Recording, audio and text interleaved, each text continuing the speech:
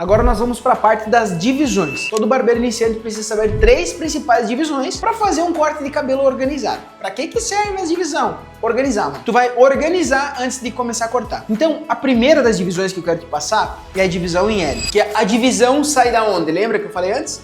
Da onde? Da média ali. Média ou alta? Alto. Da alta. Recessão alta, reto para trás. Dividir a parte de cima da lateral. E agora, aqui na parte de trás, ó, eu vou fazer literalmente um L.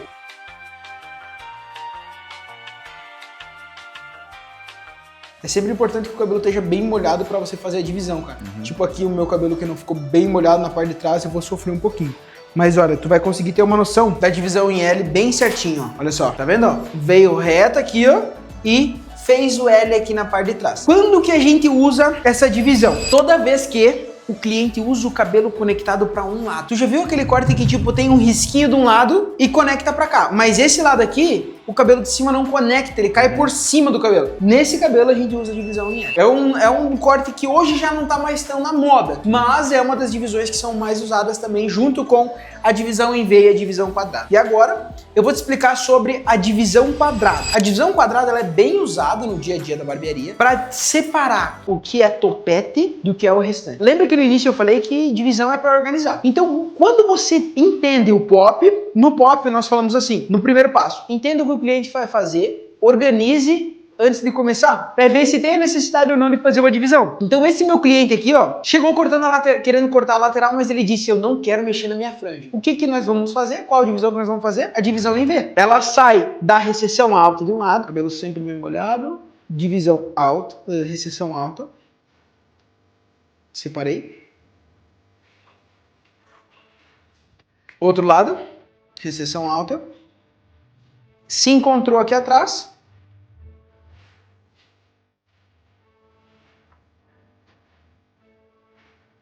tá vendo o que eu tenho aqui? Divisão em V. Aí, agora, eu posso baixar esse cabelo aqui, ó, e tosar a máquina nele que não vai ter problema de eu tirar a franja. Porque eu separo isso aqui e corto a lateral. Então, quando que nós usamos a divisão em V? Quando nós queremos preservar a franja. Organiza separando a franja. E por último, e acho que uma das mais importantes, a divisão quadrada. A divisão quadrada é usada para nada mais e nada menos que separar o que é parte de cima do cabelo do que a lateral. Toda vez que você faz isso aqui, ó, vou pegar aqui, ó, na recessão alta, fico com o boneco em pé ainda, eu vou vir reto para trás.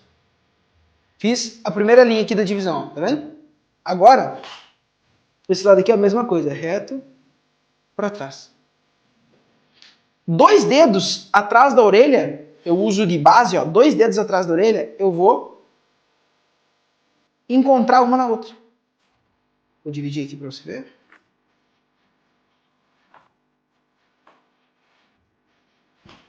E olha ali, uma divisão quadrada, podendo cortar tudo que está do lado sem invadir o topo. A divisão quadrada serve como organização para que você separe o que é parte de cima do que é a lateral do cabelo. Entendido as divisões até aqui? Agora, os 3 principais ângulos que são usados em um corte de cabelo. Na verdade, todos os ângulos são usados. Mas eu preciso que o barbeiro iniciante saiba de 3 para que ele se localize em um corte. E para isso, eu vou trocar a cabeça do meu boneco. Primeiro, o ângulo de 30 graus. Esse é o ângulo mais usado no dia a dia da barbearia para cortar a parte do topo, parte de cima do cabelo. Como assim? 98% das vezes, nós queremos que a parte da frente fique maior do que a parte de trás. Então nós usamos o ângulo de 30 graus para que a gente consiga manter a parte da frente maior que a parte de trás. Sabe por quê? Porque aqui no meio da cabeça existe um volume chamado, lembra?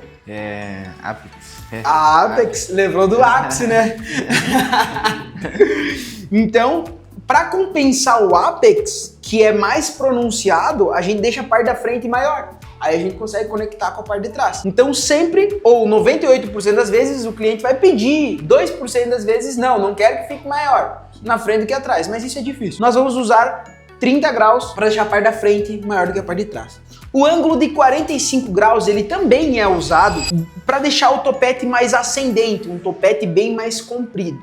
Então, ângulo de 30 graus e agora o de 45 graus. Só que ele não é usado só para cortar a parte de cima, a principal referência. Por exemplo, peguei aqui e eu quero deixar aquele topete bem maior do que a parte de trás. Aí eu começo a dar a direção e ó, 45 graus. Eu posso fazer isso, mas o 45 graus ele é usado também, ó, quando eu quero fazer alguma divisão na diagonal. Aí eu uso o ângulo de 45 graus também. Então já foram dois ângulos. O ângulo de 30 graus, quando eu quero deixar a parte da frente maior do que a parte de trás, sem ser tão pronunciado o topete.